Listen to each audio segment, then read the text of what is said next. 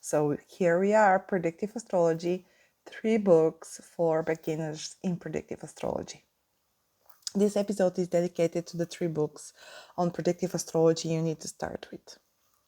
There are not too many books out there that are complete guide to predictive astrology. Most of them are dedicated to a single planet, and this is mainly because it's extremely difficult to explain every single planet, its journey throughout the 12 houses, and then how they interact with your natal chart and what to expect from each situation. Also, this sort of a cookbook might mislead you because there are some tricks in predictive astrology that are safe for astrologers, and you can predict portion of the influence but not the whole thing. So now, despite all the difficulties, I decided to recommend you nevertheless 3 books so you can understand what predictions are, what are they based on, how it all works. And I've chosen 3 very, very different types of books. Now, let's start with the classic by Chris Risquet, The Easy Way to Predict Your Future. In my video of the book, you'll find everything you need to know about the book in specifics. However, while I'm starting with it, just briefly, Risky explains all the common predictive techniques that we, the astrologers, use nowadays. So you need to be a little bit prepared before you dig into the book. It's a thick book. It uses a lot of astrology language. Nevertheless, it explains things like transits, aspects, lunar eclipse, solar arc, etc., etc. So I'm sure you'll find it very informative.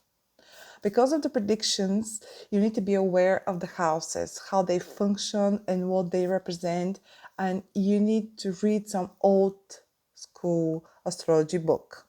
Thankfully, there is a great one called The Real Astrology Applied by John Frawley.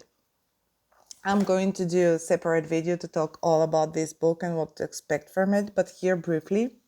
The book will help you understand how astrology works in the physical world, not only on psychological level. So this is really old school.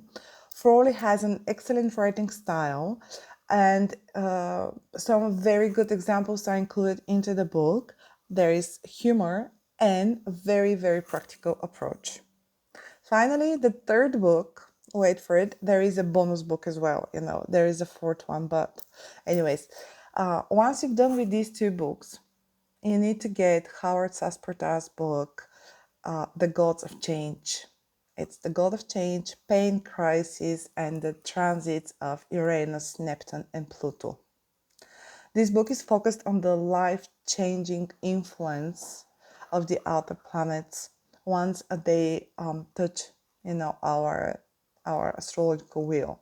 So it's very deep and will help you understand some of the situations you've already experienced in your life. And before you go, as I promised, this is a book called The Transits. It's from Reynold Aberdeen, and it was published in 1928, you guys. So this is a very, very good book, very brief, but very deterministic. So, for instance, it might frighten you a little bit. Get it, read it, and use it as a guide, what to expect, but don't be scared of it. Thank you very much for watching. Bye.